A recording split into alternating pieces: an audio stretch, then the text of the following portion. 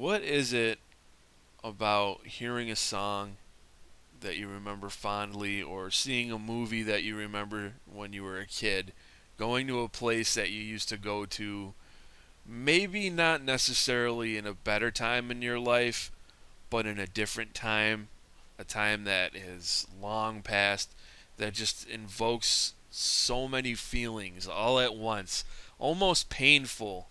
As a matter of fact, part of the definition, the Greek definition of nostalgia is pain or ache, because it makes you want to go back in time to that place in your life and just relive it.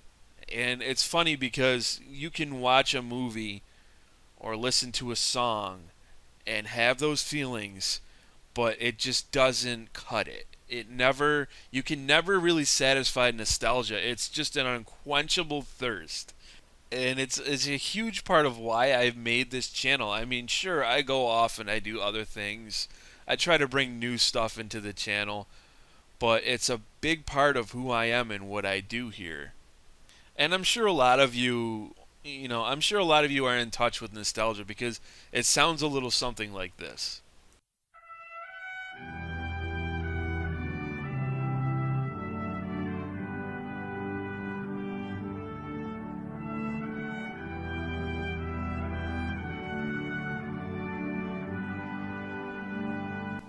It's been 13 years, man. 13 years. I want that to sink into your brain because in 2002 there was a child born, right? And now he's 13 years old. And in a few years he's going to be considered a man and he's going to go out into the world and he's going to live his life as a grown ass adult. That's how long it's been since Socom 1 came out. And that's how far removed we are from that perfect formula, from those classic SOCOM days, those days that many of us look back and say, you just can't match that shit, no matter what. And part of the SOCOM downfall, I can't really call it the downfall, but part of the reason why I don't think we'll ever have that back again is because it's unattainable. You can't get that back. You can't go back into a time machine and go back into 2002. And even if you could, it wouldn't be the same because you would still have those memories. You would have to like wipe your memory bank and go back, and then maybe you could experience it again. It's just a first time thing. It's the first time you logged in and realized you were playing with other players. At least it was for me. It was my first online game. I couldn't believe that I was actually shooting at living human beings. Well, not physically, but there were people there. I wasn't just squaring off against a computer, man. And that just shook the very foundation of what I am. It shook me up. I was like, oh shit, this matters, because all of a sudden I was in this competitive space that I had never known or I've never been a part of before. I was talking to people over a headset where before that I was sitting in chat rooms or on forums or, talking to people over the phone. All of a sudden I had a group of like-minded individuals with the same goal, all there to talk to form strategies with. And kids these days are never really going to know what that's like because you don't remember like what it was like to watch a movie for the first time, right? But people who first had that introduced to them were blown away by it. Well, kids nowadays, they just come into it and that's the norm from them from the get-go. They didn't live in that critical time when online gaming was born. They didn't see the transition that we got to see. And a part of me is always going to be sad that it's something that it has only embraced a certain amount of people in a certain generation. And I've told my SOCOM story before, and it started with my cousin. He came home one day with a copy of SOCOM, and I remember being over at his apartment, and he was working at Walmart at the time. I was just pretty much coming down off of my first job. I had just had my first summer job, and I was in between jobs at the time. I was pretty much fresh out of high school. I graduated in 2001, and in 2002, I remember hearing about this game where you could talk over the headset. It came bundled with a headset, and it was going to go online, you know. And I didn't have online at that time when I first got Socom. I think it was a couple weeks later where I decided, oh my god, I've got to get this online because the single player was so amazing.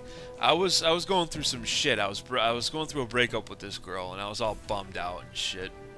Really stupid looking back on it. And he came home. I told him, you know, he's like, dude, what can I do to cheer you up? You know, I was like, well, I don't know, man. You know, there's this game called Socom you could fuck around with. Or, you know, I heard Onimusha 2 is supposed to be really good. That's how far back that goes, if anybody remembers Onimusha. Capcom, what the fuck? That's another discussion. Never mind that. But, yeah, he came home with it, sat down, started playing it, and we were immediately like, whoa, this is just amazing, you know. The team actually listens to you over the headset. Fire team, blah, blah, blah, blah, blah, issuing commands and fucking around, passing the controller back and forth, getting wrecked, restarting. I think we beat the game in like one sitting. I'm pretty sure we got really far before, yeah, a bunch of people ended up coming over and it turned into like a party, and then I ended up going home. But here's the thing. He didn't have a PlayStation 2, so he's like, here you go, dude. Have a blast. He just gave me that shit, and I went home with it. I'm like, awesome, man, thanks, you know. What was he going to do with it? He didn't have a PlayStation 2. So I took it home, and I played the shit out of it. I played it like crazy. And it's funny because didn't have internet at first. And thinking back on it, I thought, well, Socom didn't launch online right away, did it? No, it did. It out of the box, I'm pretty sure it was online immediately. So I kind of got things twisted. And I've said in a video before that, you know, it wasn't online yet, but evidently it was. So that payday was like a week or two later. I had to save up a little bit to get the cable on and everything. So I got my cable internet turned on, hooked everything up myself, had no idea. I didn't have a computer. I didn't have anything. You know, I just had my PlayStation 2 and Metal Gear Solid 2. I was really big into Metal Gear, which I cannot wait till the first. The Phantom Pain, fuck yeah, got it pre-ordered on Steam. But, yeah, man, I was mostly into shit like Final Fantasy. Final Fantasy X was big around that time. Silent Hill 2, I think, was a thing back then as well around that time. So I had never gotten online. So I hooked this shit up, and it took me a while to hook it up. And I called customer service, and I had to explain to these guys, dude, I don't have a computer, because they're like, well, you gotta hook this into your computer and such and such. I'm like, I don't have a computer. Well, what are you hooking it into? PlayStation 2. Oh, I never heard of that. They were like laughing at me. They're like, what? You don't have a computer? What do you have high-speed internet for? You know, that doesn't make any sense to me. Nobody knew what the hell online gaming was. It wasn't a thing like at all, man. I mean, you were lucky to have like, what was it, 40,000 players? I think we peaked on Socom 2. Something along those lines. We didn't have a lot of numbers back then, so tech support did not know what to do to help me, and I had to be up for work. So I set everything aside, went to sleep. It was the longest fucking work day ever. I got home. I lived like a block away, so I basically like ran home. I'm like, all right, I'm gonna get this shit myself. I'm gonna hook it up. And I remember when you would log into Socom, you would see those green lights that would flash back and forth with the red. It'd just kind of go back and forth. And then all of a sudden, I get the connected thing. And I see a lobby with a bunch of people. I'm like, oh, I fucking got it, you know? This was like a big technical undertaking for me. You have to understand. I'd never hooked anything up like that in my life, man. All I ever had was fucking, you know, just consoles and shit. I had a web TV. That's what I had. And I didn't even have that at the time because somebody stole the fucking thing. So my knowledge of internet, non-existent. Got it hooked up, got in, started playing Night Stalker. and hearing people talk, and immediately you're kind of shy. Like I was shy. I didn't want to talk right away. I'm like, these people are gonna be like, shut up or something. I was just really shy, just listening. I was a silent observer. And I remember firing my gun, and someone was like, dude, chill with that shit. I'm like, what? The fuck, you know? Oh, they're gonna hear you. And it just hit me like, oh shit. Like other people in the game. I mean, hello, it should be obvious if you fire your gun. Yeah, you're playing with other people. They can hear where it's coming from. Don't do that. That's bad. But it was just a realization that came over me. Oh, this shit is fucking real now. This shit is on, you know. There's other people. And if I fuck up and I fire my gun, they'll see the flash and then I'll get killed. So I gotta be smart. So then I started playing that shit like it was Metal Gear Solid. Sneaking through the fucking weeds. Trying to be stealthy and boom, shot in the back. I got wrecked. I mean, your first time on Socom, you're in for a lesson, son. You're gonna get schooled. I got stomped. I mean, I got a few kills. I did okay. But man, you know, trying to play that shit like Metal Gear Solid, sneaking around in a cardboard box or something was a no-go. I learned the basics of camping and how to play, and it became an addiction. I'm not gonna lie. It became an addiction. I was addicted to Socom. I was addicted to online gaming heavily. I mean, that shit was like a drug for me. When I went to work, all I thought about was getting home. Coming home and playing Socom. I couldn't wait. I mean, I wouldn't even get out of my work clothes before I had my PS2 fired up, my headset strapped on, and I'd play for like 3 hours before I got my ass in the shower, for Christ's sake. I was addicted, big time. It was just, you know, it was a mixture between a really good game that they had designed that was really good, had an awesome single player, had an awesome online multiplayer component to go along with it, and it was a combination of the first time getting online and playing online with other people. It was a very powerful combination, and it's something that you're never going to experience again, and it breaks my heart to tell people they won't experience that again, but you won't. There's never going to be anything that you can't wait to get home to play because it's the most amazing thing ever. You'll never feel that again. And you know what I'm talking about. Even if Socom wasn't your first online game, but you were part of the same generation I'm a part of, where online gaming was a new frontier. And this happened a lot with Counter-Strike when that first came out. So the PC crowd, they were already, you know, in tune with this way before us console plebs were, right? I mean, we had the EverQuest crowd that had EverQuest in 1999. That's when the whole MMO addiction began. Then World of Warcraft took that to the next level. Shortly after EverQuest, shortly after Socom, rather, around February-ish, I ended up getting EverQuest Online Adventures. And then that became like another world that I was a part of.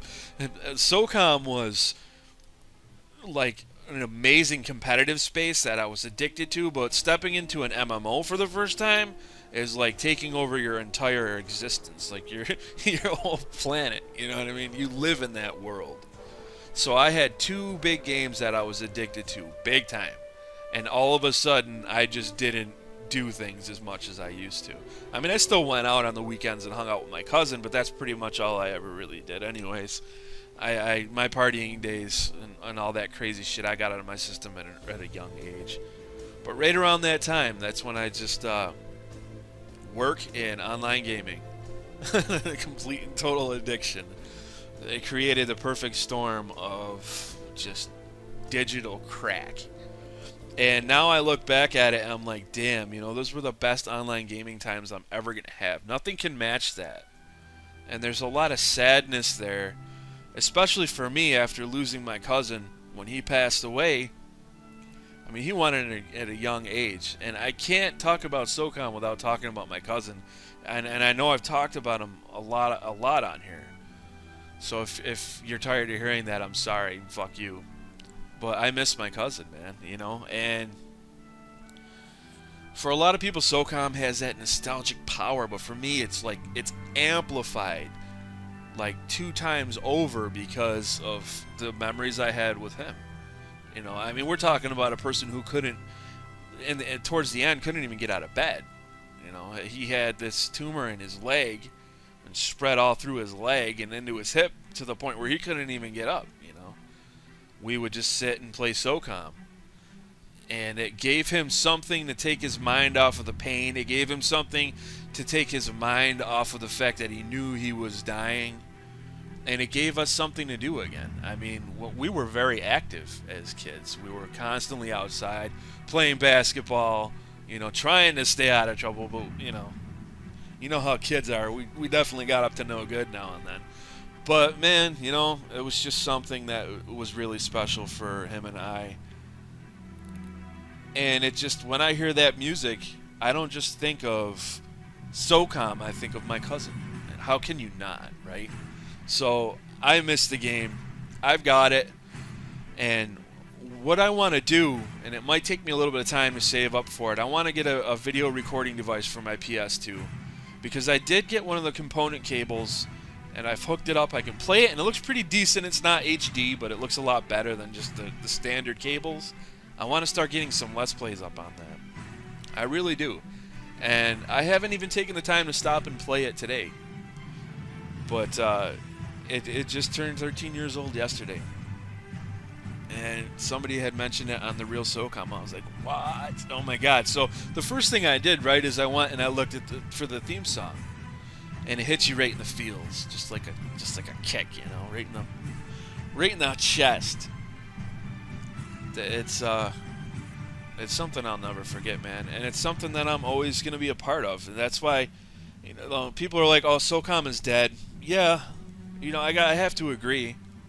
The franchise, Sony's just like whatever. They don't know what to do with it. And part of me thinks they sabotage that shit on purpose, but I don't know. Call of Duty came out, and things happened so fast. All of a sudden, we had this game that it was doing great. It, started Major League Gaming. It's like the reason why we have that shit. The future for Socom was looking very, very bright. And then all of a sudden, it fell apart. And then this new shit came out. Call of fucking Dookie. And that's just not my style. I'm not saying I don't enjoy other shooters. There are a lot of games I enjoy, but there'll never be another Socom. There'll never be anything that matches that feeling. I'm EQA Nostalgia. I thank you guys for watching. Happy anniversary, man.